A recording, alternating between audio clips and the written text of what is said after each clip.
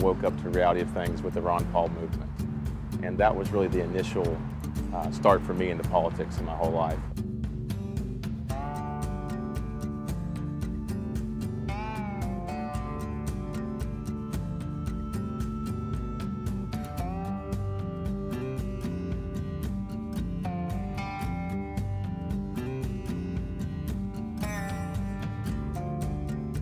You're inspired by Ron Paul as a college kid, and you end up running for state rep when you're just 27 years old.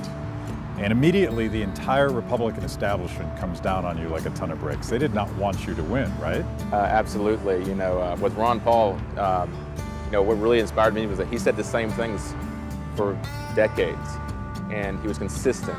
So he didn't change, but the people changed. And he created this movement that's been happening for the last decade. So that's really important to point out. But the leadership, you know, the establishment, typical politicians, the typical so-called, you know, they call them squishy Republicans or Republicans, you know, they're not really Republicans. You know, they call these guys rhinos. They don't do what they say they're going to. Right. So, you know, I ran a platform, much like Ron Paul's, I would imagine that he ran on, that was, you know, less taxes, less government.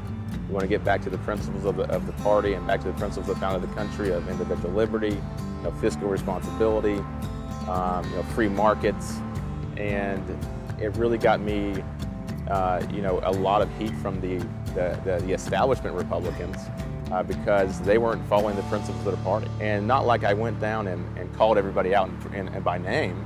I actually was a very nice individual, and I'm respectful to the members, but they don't want people to be Republicans. What I've seen a lot is that there was no difference between the Republicans and the Democrats in Georgia, at least. And you saw that on the federal level as well. But everybody was voting for all the bills, and I had looked on this as a staffer for 4 years, and I became more passionate about what I was doing and what was happening and how I needed to get more involved in this.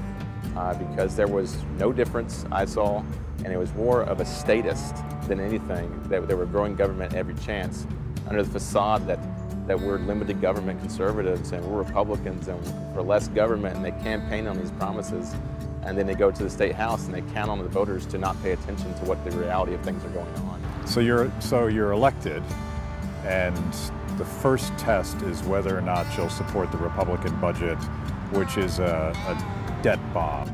Right. Tell me this story. Yeah. So Georgia's budget, the last 4 years I studied as an aide and 2 years as elected official, has been a record-setting budget every year. I believe it was around a little over $20 billion, and we get matched 1-to-1 with the federal government on these dollars, which directly contributes to the national debt. This free money, there's no such thing as a free lunch. But you know, it was about a little over $20 billion the first time I studied the budget, and then it's up to about $26 billion now.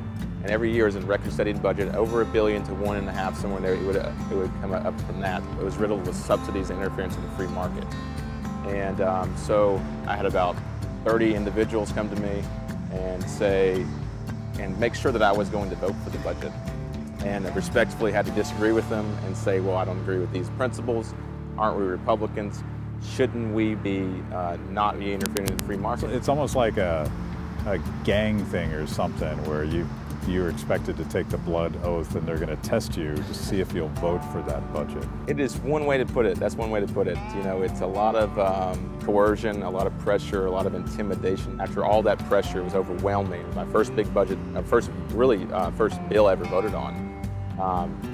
Not even a week later, I was at the governor's mansion having breakfast with all the freshmen. I came in with 17 individuals, pretty big class, and then I was threatened by the governor's chief of staff in front of everybody that if I did not vote for the big budget that was coming up in a couple of weeks, that all funding would be stripped from my district.